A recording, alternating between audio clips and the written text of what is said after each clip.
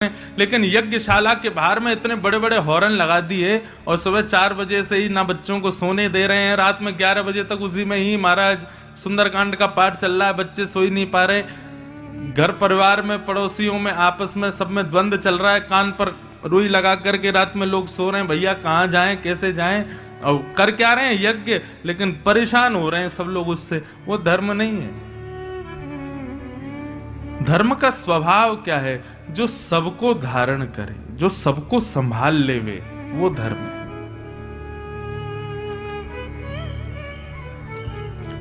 श्रीमद् भागवत इसलिए सर्वोपरि है क्योंकि श्रीमद् भागवत के प्रारंभिक श्लोक में, पहले श्लोक में ऐसी बात कह दी श्री वेदव्यास जी ने जिससे सब लोग संभल गए। कैसे? क्योंकि जब श्री वेदव्यास जी भागवत की रचना कर रहे थे, श्रीमद् भागवत अंतिम रचना है वेदव्यास जी की। इसके बाद, भागवत जी के बाद, वेदव्यास जी ने अपनी कलम को विश्राम दे दिया कि अब मुझे कुछ लिखना शेष नहीं रह गया, मैंने सब कुछ लिख दिया यहां पर। तो जब भागवत की रचना कर रहे थे तो 33 कोटि देवता आकाश में खड़े हो गए और सब में होड़ लगी है कि वेदव्यास जी किसको प्रणाम करेंगे सबसे पहले। आज भी लोगों के अंदर एक स्वभाव होता है, उसको कहते हैं पदेशणा। क्या कहते हैं? इतने धीरे बोलोगे मुझे सुनाई नहीं देगा। क्या बोलते हैं? पदेशणा। देवास के लोग बेचारे सप्ताह एकादशी कर रहे हैं, स्वर ही नहीं निकल रहा है गले से। पदेशणा। पदेशणा किसको कहते हैं? जिस व्यक्ति को बड़ी मान की इच्छा होती है, बड़ी पद की इच्छा होती है, बहुत ज्यादा सम्मान के जो इच्छुक होते हैं ना, ऐसे व्यक्ति को कहते हैं पदेशणा युक्त व्यक्ति, जिसको पद की बड़ी इच्छा होती है। शादी ब्याह के समय पर हर परिवार में देखने को मिलते हैं पदेशणा वाले लोग। बेटी के ब्याह में फूफा जी मुंह फुलाए बैठे हैं। काहे को बैठे हैं? मुझसे कोई पूछे ही नहीं रहा है, मुझसे किसी ने पूछा ही नहीं। फूफा जी आपने वो गुलाब जामुन खाया? मुझसे किसी ने पूछा ही नहीं, मुझे किसी ने दिया ही नहीं। ये पूछ के जो बहुत ज्यादा आदी होते हैं कि बात बात उनसे पूछो, इनको कहते हैं पदेशणा वाले लोग। ये पदेशणा लगभग सब में होती है। लेकिन एक बात कहूं बंधु,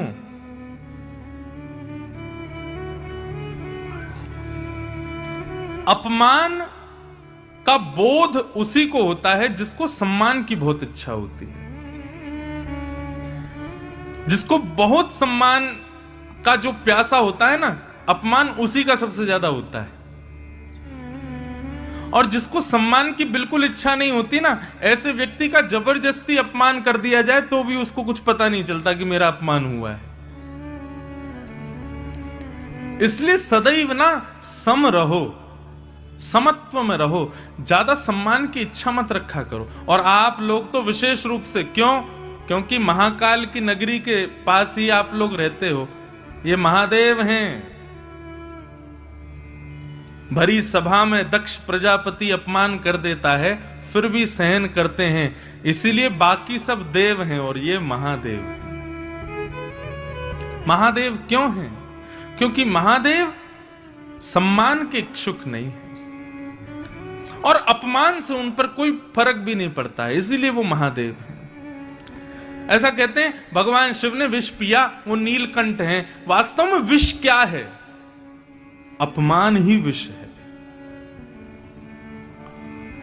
हम आप सब लोग जो ये अपने देवताओं से सीखना चाहिए, अपने देवताओं के देवत्व से सीखना चाहिए।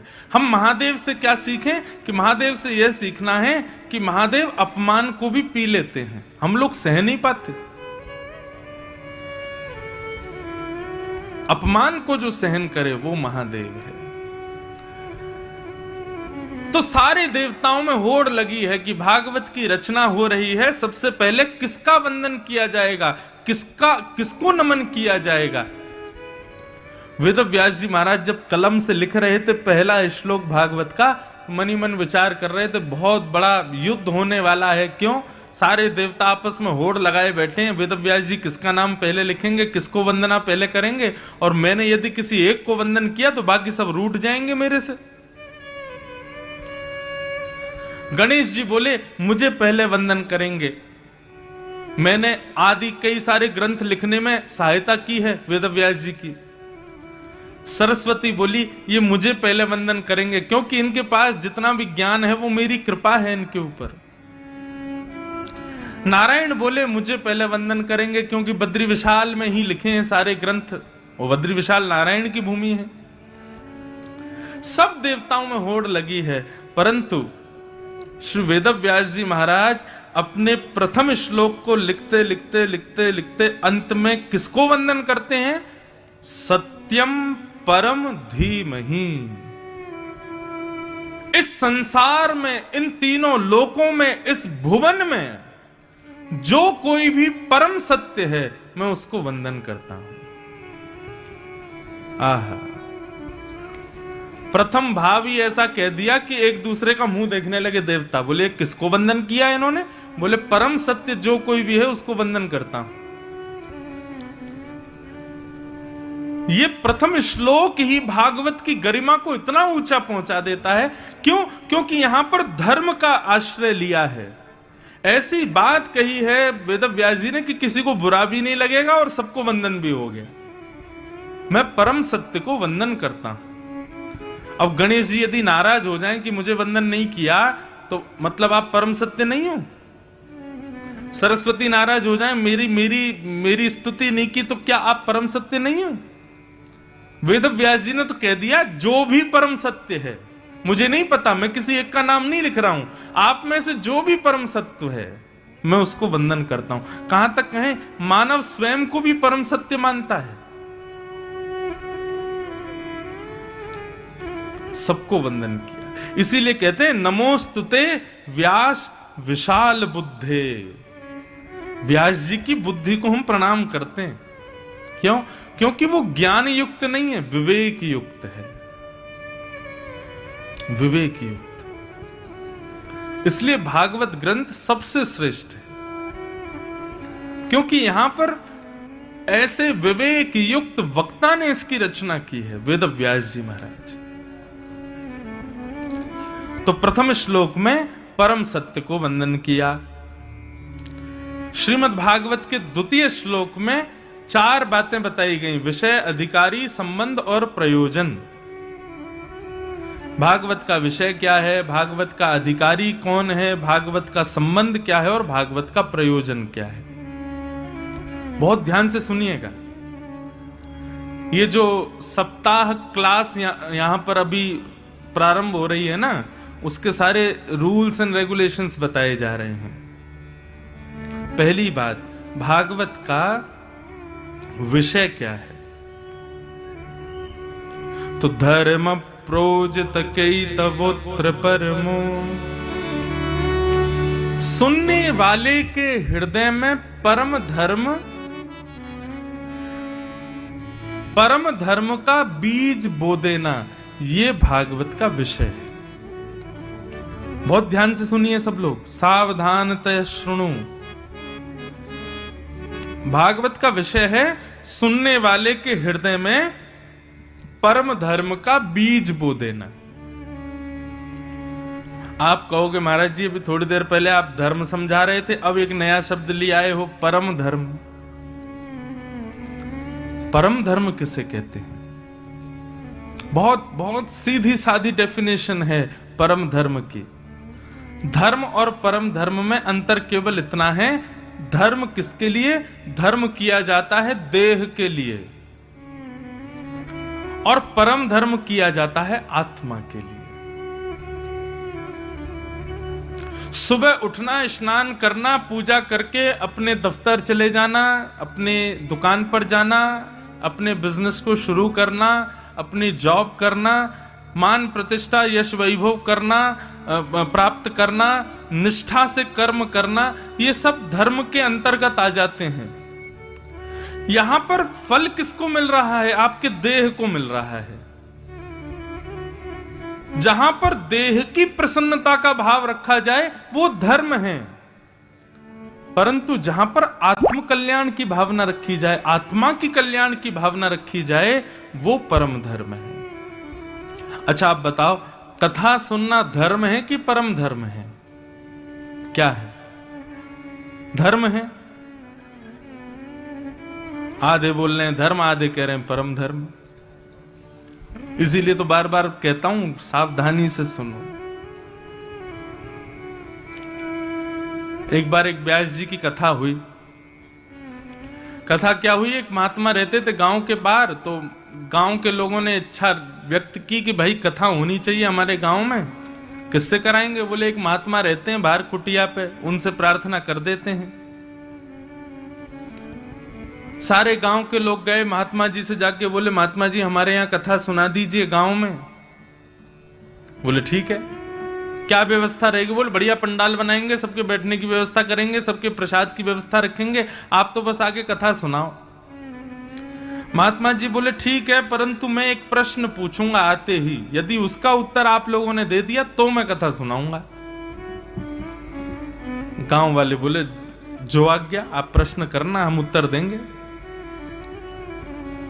पहले दिन की बात, व्यास जी आए मंच पर आकर के, और महात्मा ने सबसे आकर के पूछा, हाँ भाई कथा सुनोगे? बोले जी महाराज जी तैयार हैं। बोले पहले मेरे प्रश्न का उत्तर दो। गांववासी बोले महाराज जी प्रश्न कीजिए।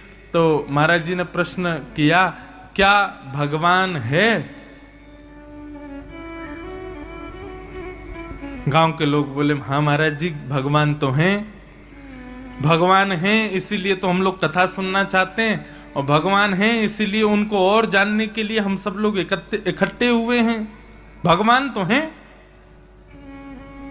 व्यास जी ने अपना कमंडल उठाया, उठ करके चले गए, जाके सीधे अपनी कुटिया में जाके बैठ गए। गांव के लोग बोले भैया क्या हो गया? प्रश्न पूछा था हमने तो सही उत्तर दिया, व्यास जी चले क्यों गए? बोले जाके पूछो। सारे गांव वासी दौड़े दौड़े गए, जाकर के व्यास जी के चरणों में प्रणाम किया। बोले महाराज जी आपने कथा नहीं सुनाई। बोले मैंने प्रश्न पूछा, तुम लोगों ने उत्तर दिया, तो फिर मुझे लगा कि अब कुछ सुनाना शेष नहीं है। मैंने पूछा भगवान है, तुमने कहा हाँ है, तो जिसके बारे में तुम जानते ही हो कि वो है, तो फिर मैं क्या बताऊं? जब तुम लोग जानते ही हो कि भगवान है, तो फिर उसमें मैं एक्स्ट्रा क्या सुनाऊं तुमको? अरे महाराज जी ऐसी बात मत करो, हमने बहुत पैसा लगा के पंडाल बनाया, अब कथा तो सुना दो। ठीक है कल सुनाऊंगा, लेकिन मैं फिर से प्रश्न करूंगा, उत्तर देना पड़ेगा। सब लोग बोले ठीक है महाराज जी देंगे। दूसरे दिन व्यास जी आए, आकर के सीधा मंच पे बोले कथा सुननी है? बोले जी महाराज जी। बोले प्रश्न का उत्तर दो। बोले प्रश्न कीजिए भगवान। बोले बताओ भगवान है? गांव वाले बोले नहीं है। कौन भगवान? भगवान हम नहीं जानते किसी भगवान को, कोई भगवान नहीं है महाराज, आप तो कथा सुनाओ, भगवान है ही नहीं। महाराज जी ने अपना कमंडल उठाया, उतर करके फिर से अपनी कुटिया में चले गए। सारे गांववासी दौड़े दौड़े गए, बोले भैया ये क्या चल रहा है? बोले कथा तो इन्हीं से सुननी है, बहुत ऊंचे महात्मा है। सबने जाके बोला महाराज जी आपने आज भी कथा नहीं सुनाई। बोले मैंने प्रश्न किया था भगवान है, और तुम लोग बोले नहीं है। अब जो है ही नहीं उसके बारे में मैं तुमको क्या बताऊं? तुम लोग जब जानते हो कि वो नहीं है, तो फिर मैं क्यों कहूं उसके बारे में? गांव के लोग बोले ऊंचे महात्मा है, पहुंचे हुए हैं, इस कथा तो इन्हीं से सुननी है। महाराज जी कथा सुना दूं, कल आऊंगा प्रश्न करूंगा, तुम लोग उत्तर देना।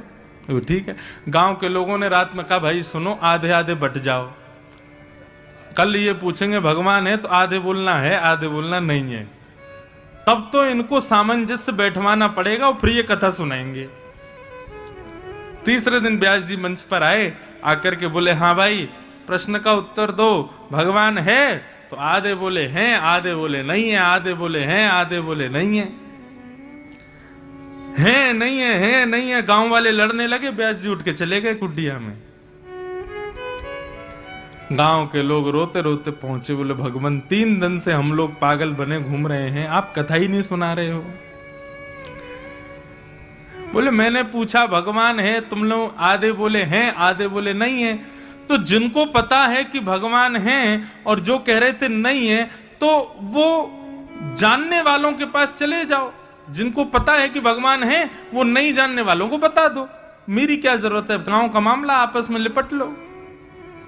गांव के लोग बोले भगवान कथा सुनाओ बस, और कुछ मत करो, क्यों हमको इतना पागल बना रखा है। व्यास जी बोले मैं तो बस ये जानना चाह रहा था तुम्हारे भीतर ललक कितनी है कथा सुनने की, मैं तो ये देखना चाह रहा था तुम्हारे भीतर उत्कंठा कितनी कथा सुनने की। अब उत्कंठा मुझे दिख गई, अब मैं कथा सुनाऊंगा। तब व्यास जी ने कथा सुनाई। आपकी ताली बता रही है ऐसा परीक्षण मुझे भी करना चाहिए,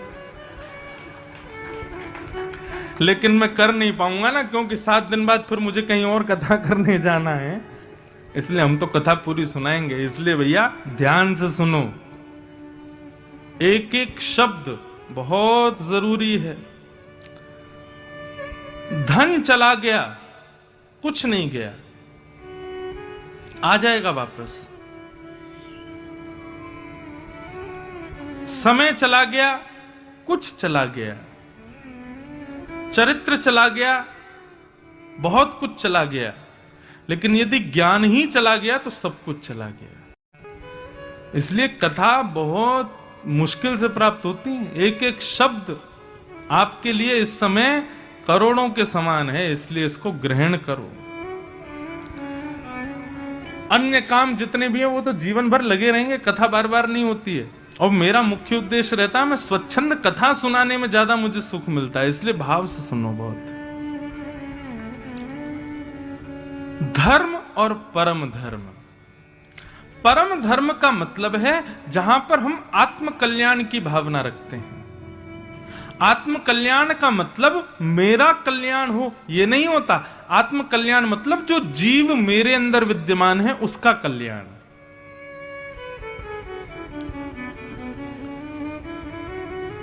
आज जो जीव मेरे अंदर बैठा है वो कुछ वर्षों पहले किसी और के अंदर था, उससे पहले किसी और के अंदर था, उससे पहले किसी और के अंदर था। ये मेरे देह को सौभाग्य मिला कि वो जीव मेरे अंदर आया। अब इस देह का कर्तव्य क्या है? ऐसी क्रियाएं करे कि वो जीव हमेशा के लिए मुक्त हो जाए, इस शरीर के बाद उसको कहीं ना जाना पड़े। ये हमारा मुख्य कर्तव्य होता है। इसीलिए हम लोग कथा आदि के माध्यम से ऐसी भावना बताते हैं, भाई ऐसे कर्म करो, ऐसी क्रियाएं करो, ऐसा सब कुछ करो कि आपका अच्छा रिकॉर्ड हो जाए ब्रह्मा जी की लिस्ट में। फिर आपके भीतर जो जीव है वो सदा सर्वदा के लिए मुक्त हो जाए। किसने किया था? मीराबाई ने किया था। उनके भीतर जो जीव विद्यमान था उसका ऐसा संबंध ठाकुर जी से कराया, मीराबाई आज तक लोगों की प्रेरणा की स्रोत बनी हुई हैं। गोस्वामी तुलसीदास जी महाराज ने अपने जीव का ऐसा कल्याण किया कि आज गोस्वामी तुलसीदास जी के पथ पर चलकर के ना जाने कितने लोग अपना कल्याण कर रहे हैं। हम आप सब लोग भी इसी कारण से यहां बैठे हैं, ताकि हम में से ही कोई मीरा जैसा भक्त निकले। हम में से ही कोई, कितने साल हो गए सुनने में ही नहीं आया कोई मीराबाई जैसा, कोई तुलसीदास जैसा, कोई कुम्मनदास जैसा, कोई सूरदास जैसा कोई भक्त हुआ हो। हम आप सब लोग इसीलिए एकत्रित हुए हैं ताकि परम धर्म को जाने और इस देह के माध्यम से अंतस्थ में बैठा जो जीवात्मा है उसका कल्याण करावें। होता क्या है बताएं आपको? जो जीव है ना, जो आत्मा है हमारे भीतर, 84 लाख योनियों में भटकती है। कितने? 84 लाख। सुनने में बहुत सहज लगता है, लेकिन यदि आप पूरा प्रोसेस देखने बैठोगे ना, कितनी पीड़ा में है वो जो हमारे भीतर है। कभी छिपकली के गर्भ में गया था, कभी चींटी के गर्भ में गया था, कभी कुकर सूकर के गर्भ में गया था, कभी शेर के गर्भ में गया था, कभी हाथी के गर्भ में गया था। अब हम तो फिर भी मानव हैं, सोच समझ के खाते पीते हैं। ये सारे जीव जंतु तो कुछ भी खा जाते हैं। उस पेट में बैठे हुए जीव को कितना कष्ट होता है हर बार जन्म लेने में। अब वो भगवान के पास जाता है और जाकर के कहता, एक बार मुझे मानव बना दीजिए भगवान, मैं इतने अच्छे काम करूंगा, मैं इतना अच्छा भजन करूंगा, मैं इतना सब कुछ करूंगा कि आपको दोबारा मुझे सृष्टि में भेजना ही नहीं पड़ेगा। तब भगवान लोन के रूप में, लोन समझ रहे हैं, ऋण जो बैंक हमें देती है, उस लोन के रूप में जीव को मानव बनाते हैं। पंच तत्वों को बुलाते हैं, पृथ्वी, जल, तेज, वायु, आकाश। और पंच तत्वों से कहते हैं ये जीवात्मा मुझसे वचन दे रहा है कि अब की बार ये अपना कल्याण करेगा, तो इसलिए पंच तत्वों तुम जाइए, जाकर के इसको अपने आप में निर्मित करके एक शरीर दे दीजिए और ये अपना कल्याण करेगा। तो पंच तत्व जो हैं वो ऋण के रूप में, लोन के रूप में उसको एक देह देते हैं जो हम सब लोगों को मिला है।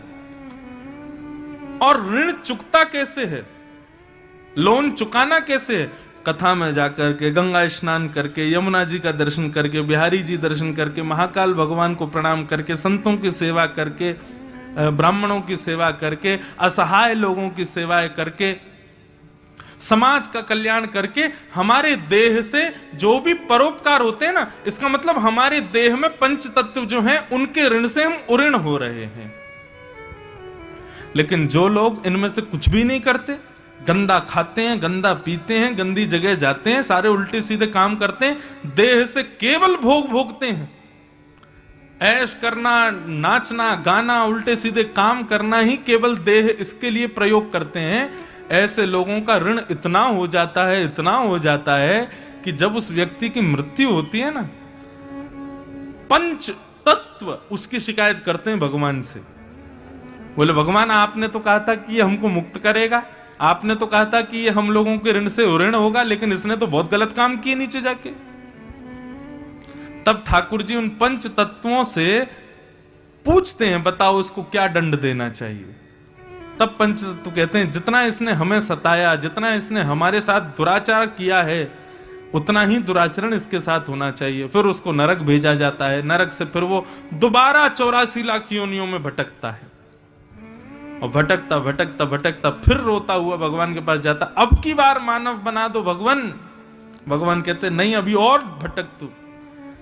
तब बहुत दिनों बाद ठाकुर जी उसकी सुनते हैं, फिर उसको मानव बनाते हैं। इसलिए भैया ये मानव देह जो मिला है ये अंतिम मौका होता है, इसके बाद ना जाने क्या हम गति पहुंचने वाले, कहां हमारा जन्म होने वाला कोई पता नहीं। इसलिए जितना कल्याण हो सके इसी जन्म में, इसी जीवन में अपना कर लो, उस आत्मा को परम तत्व में विलीन करा लो, जितना हो सके सदमार्गगामी हो जाओ अपने एक जन्म। अच्छा एक बात बताऊं, व्यक्ति का अंतिम जन्म है पृथ्वी पर, इस बात का प्रमाण क्या होता है पता है? यदि किसी व्यक्ति के अंदर बहुत अच्छे स्वभाव दिख रहे हों, उसको कभी क्रोध ना आता हो, वो कभी किसी का बुरा ना चाहता हो, कभी किसी पर रोष ना करता हो, उसके अंदर सारे अच्छाइयां ही अच्छाइयां दिखती हों, ऐसा व्यक्ति समझ लेना उसका अंतिम जन्म है। लेकिन संसार का कोई भी दुर्गुण यदि हमारे भीतर है तो समझना अभी बेटा बहुत लंबी साइकिल चलने वाली है। व्यक्ति सद्गुण युक्त यदि हो जाए, समझ लेना उसका अंतिम जन्म है, अब नहीं आने वाला वो दुनिया में। ऐसा शास्त्रों में वर्णन है, जिसका स्वभाव मधुर हो जाए, जिसकी वाणी मधुर हो जाए, जो सबका हित चाहने लगे, उसका कोई अपमान करे फिर भी उसको बुरा ना लगता हो, जो सबसे मित्रता रखता हो, सबके प्रति सुहृद भाव रखता हो, ऐसा व्यक्ति समझ लेना कि उसका अंतिम जन्म है ये। बस इसके बाद आना नहीं है उसको इस संसार में कभी।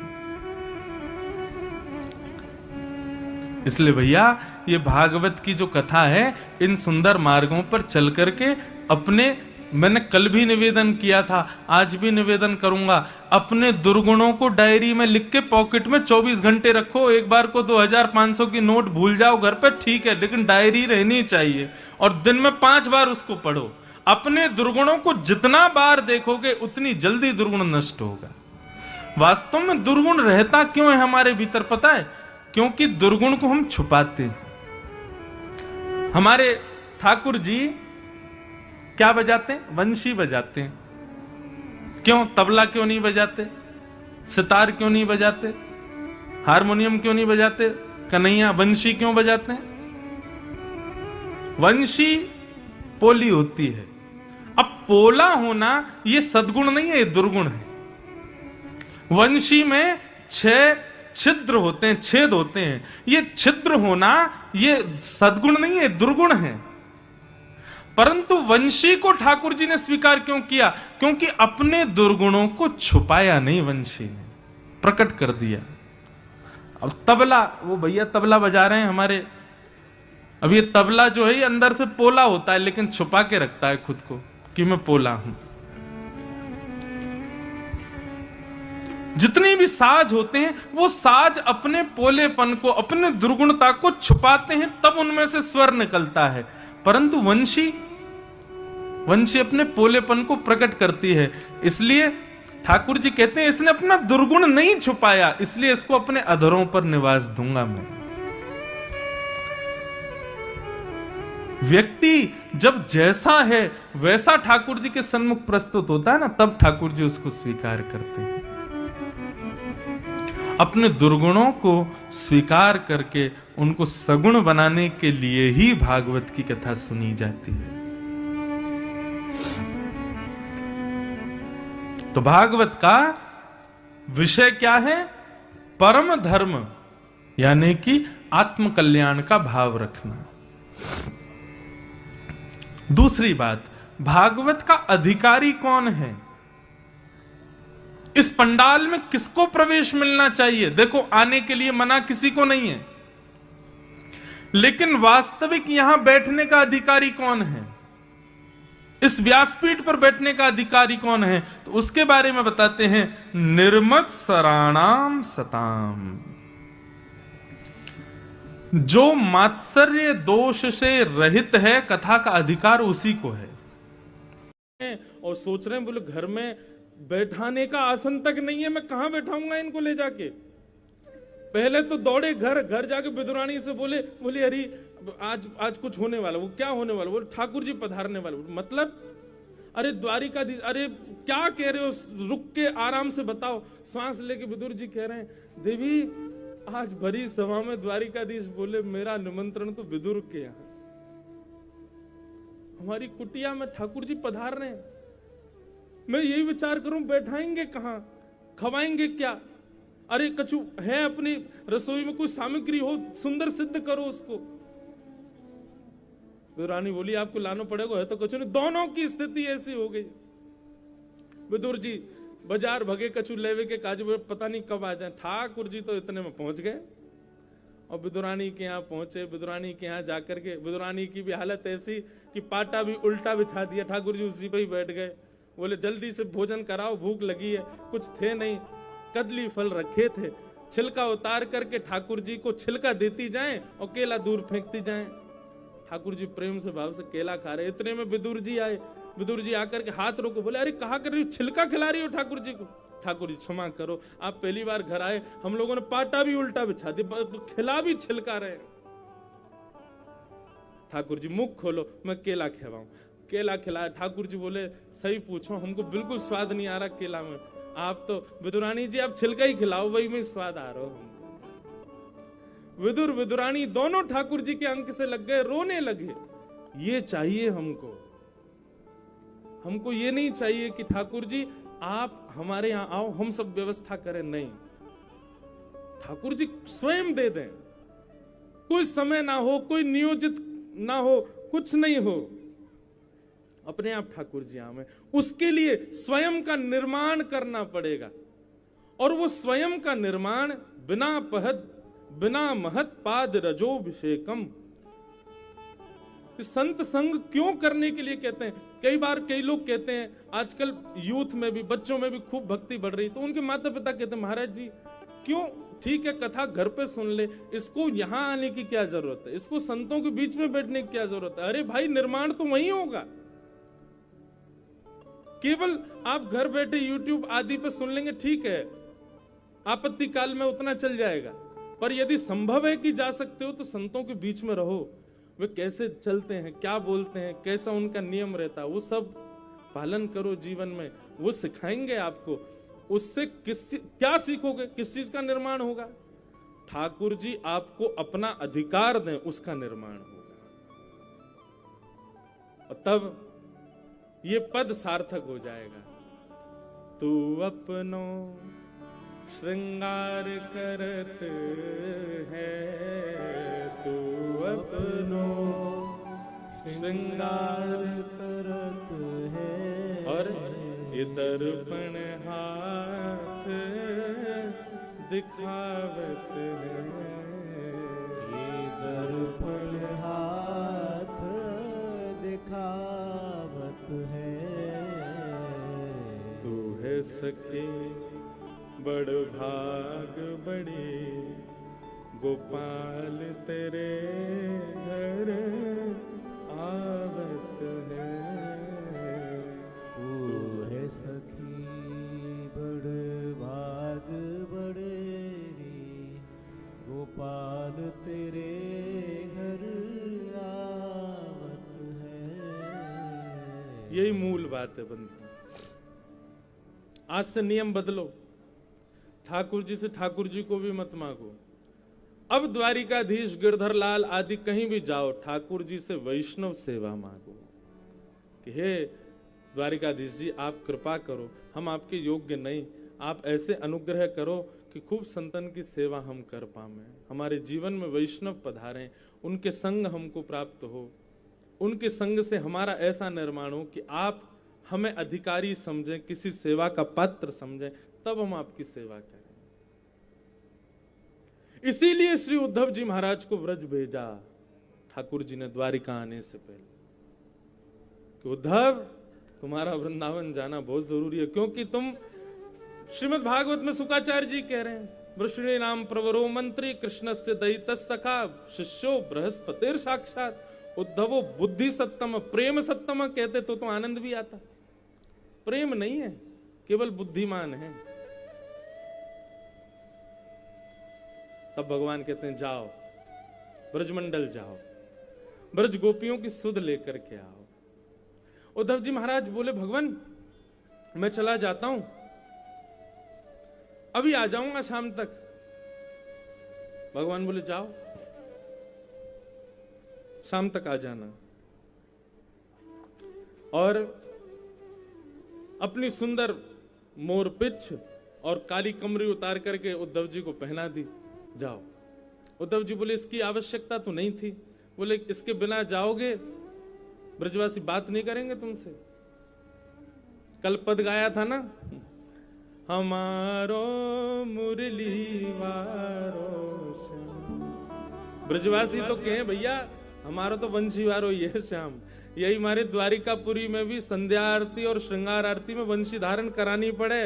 क्यों? द्वारिकाधीश स्वयं कह रहे हैं, बोले यदि ब्रजवासी दर्शनार्थियों में खड़े होंगे मुझको पहचान नहीं पाएंगे। अच्छा आप लोग कभी द्वारिका दर्शन करने जाओ मंदिर में, तो आसपास में आज गए थे महाराज जी के साथ में, तो श्री अनिरुद्ध जी वो भी द्वारिकाधीश जी जैसे दिखते हैं, बलराम जी वो भी द्वारिकाधीश जी जैसे दिखते हैं, प्रद्युम्न जी वे भी ठाकुर जी जैसे। अगर कोई व्यक्ति जानकारी नहीं रखता हो और बाहर यदि नाम नहीं लिखे जाएं तो अज्ञानी व्यक्ति, अनजान व्यक्ति समझ ही नहीं पाएगा द्वारिकाधीश कौन है। सब एक जैसे हैं। और पूज्य पिताजी महाराज भी कथाओं में वर्णन करते हैं कि भगवान के द्वारपाल भी ठाकुर जी जैसे ही दिखते हैं। तो कोई अज्ञानी आ गया तो वो भी समझ द्वारपालों को ही प्रणाम करके चला जाता होगा। जब ठाकुर जी विराजते होंगे द्वारिका में तो आधी से ज्यादा भीड़ तो द्वार पे ही प्रणाम करके चली जाती। ठाकुर जी हमको द्वार पे ही मिल गए। वो क्या जाने वो जय विजय खड़े थे, वो भी ठाकुर जी जैसे पार्षद थे, चतुर्भुज रूप में। ठाकुर जी की पहचान कायम है।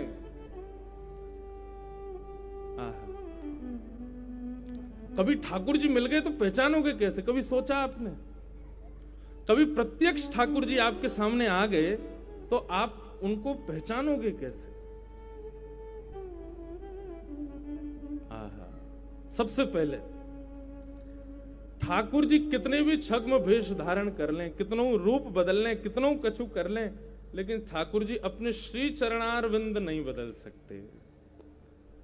इसलिए श्री कपिल देवूति संवाद में कपिल भगवान देवूति माता से कहते हैं, मैया जब भी मेरा दर्शन करो सबसे पहले प्रयास करो कि मेरे चरणारविंदों का ही दर्शन हो। संचिंतयेत भगवतश्चरणारविंदम वज्रांकुशध्वज सरोरुहलांचनाड्यम उत्तुंग रक्त विलसन नख चक्रवाल ज्योत्स्ना विराहत महद हृदयांधकारम। मैं तो भागवत में कई सारी बातें ऐसी महाराज जी से सुनी हुई, पूज्य पिताजी महाराज, पूज्य मलुकपीठ वाले महाराज जी, गुरुदेव भगवान, सबसे सुनी हुई और स्वयं भी कहते कहते जो भाव आ जाते हैं ना, हम तो प्रैक्टिकल करके देख लेते हैं। ठाकुर जी के सामने जाके एक बार देखें हम कर पा रहे हैं कि नहीं। और ये निश्चित है, आप इसको आज ही करके देख लेना। 2 बार द्वारिकाधीश जी का दर्शन करना, आज और कल। आज के दर्शन में आप जैसे अब तक करते आए वैसे करना, और दर्शन के बाद में यहां आकर के किसी से कहना भैया हमसे पूछो कि द्वारिकाधीश कैसे दिख रहे हैं, आप बता नहीं पाओगे। लेकिन कल दूसरा उपाय करना, क्या?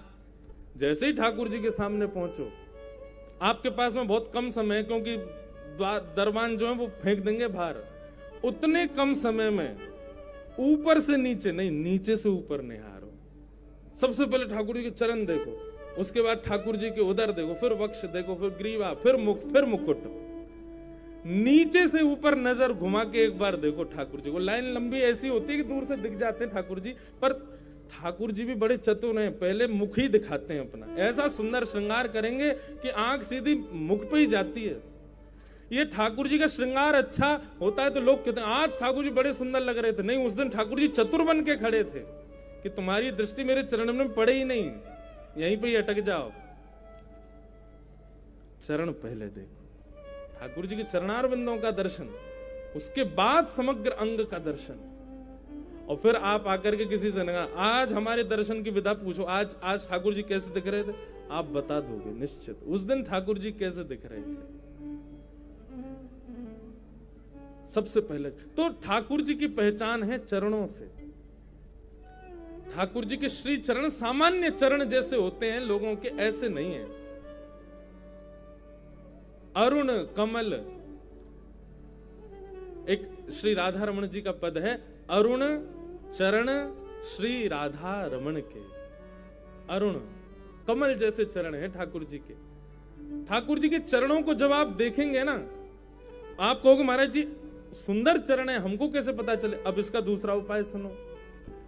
ठाकुर जी यदि रूप बदल करके भी आपके सामने आ गए और अगर आपकी दृष्टि चरणों पर पड़ गई तो किसी अन्य अंग को देखने का आपको अवकाश ही नहीं मिलेगा। वो चलें फिरें कहीं भी जाएं, आपका बार बार मन करेगा थोड़े और चरण ही देख लें इनके। यहां से पहचान जाना, जब चरणों से दृष्टि ना हट रही हो तो या तो ये ठाकुर जी हैं या ये ठाकुर जी के कोई अर्चक हैं या ठाकुर जी के कोई अंश हैं।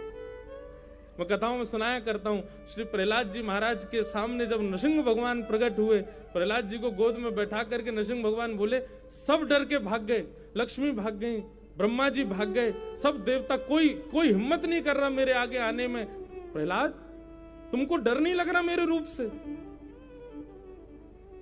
प्रहलाद जी कहते हैं भगवान मैंने मन में विचार किया था जिस दिन आप प्रकट होंगे मैं आपका सर्वांगीण अंग का दर्शन करूंगा। सबसे पहले चरण देखूंगा, फिर घुटने देखूंगा, फिर उदर, फिर वक्ष, अंत में मुख देखूंगा। लेकिन नाथ मैं सही बताऊं अपनी हृदय की बात, जब से आप प्रकट हुए, आपके प्रकट होती मैंने दृष्टि से आपके चरणों को देखा है। आप विश्वास माने, अभी 2 दिन होने को आए हैं, मेरे नेत्र चरणों के दर्शन से भर ही नहीं रहे। मैंने आपका मुख देखा ही नहीं अभी तक। मुझे आप दिखे ही नहीं कि आपका कैसा विकराल रूप है या कैसा भयावह रूप है, कैसा भी है मुझे नहीं पता। मैं तो यही अभी तक चरणों को ही देख रहा हूं। और नाथ दुनिया भली कह रही है कि आप भयावह लग रहे हैं, पर मुझे ऐसा लग रहा है जिनके चरण इतने सुंदर हैं कि 2 दिन से मेरी दृष्टि नहीं हट रही चरणों से, उनका मुख कितना सुंदर होगा। मैंने आपके मुख को देखा नहीं है नाथ, मेरी दृष्टि तो चरणों में है अभी भी। ठाकुर जी की पहली पहचान है का भगवान के चरणार विंद। यदि ठाकुर जी प्रत्यक्ष सामने आ गए और आपने उनके चरण देख लिए, आप किसी अन्य अंग को देख ही नहीं पाओगे। समझ जाना ठाकुर जी पकड़ लेना, तुरंत भागने ना पाए। और दूसरी,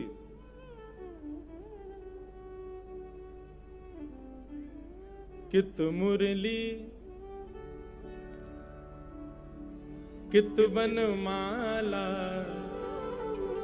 कित वह श्याम तमाल हमारो मुरली वारो श्याम। ठाकुर जी की वंशी कहीं तो रखी होगी, वो सदा के लिए ठाकुर जी से दूर नहीं रहते, कहीं तो रखी होगी। चतुर्भुज रूप हैं, चारों भुजाएं भी भरी हुई हैं शंख चक्र गदा पर, फिर भी वंशी धारण करते ही हैं ठाकुर जी, उसके बिना रह ही नहीं सकते। या हमारे उद्धव, अगर तुम बिना मोर पिछ और कारी कमरी के जाओगे, ब्रजवासी तुमसे बात नहीं करेंगे, इसको लेके जाओ। तब श्री उद्धव जी महाराज ब्रज आए और फिर उद्धव गोपी संवाद, बहुत विस्तृत भाव हम लोग सुनते ही हैं कथाओं में, और उतना करुण भाव में जाना भी नहीं है। 2 दिन वैसे ही बहुत, ठाकुर जी का कल जन्मोत्सव था, परसों भी उत्सव, 2 दिन खूब ब्रज की स्मृति कर करके हमने यही भूल गए कि हम द्वारिका में बैठे हैं। तो इसलिए ब्रज के भाव में आज थोड़ा कम ही स्पर्श करेंगे ब्रज का। बस अभी पूज्य महाराज जी हमारे मध्य पधारे हैं, लाल जी का राजभोग दर्शन होगा, उससे पूर्व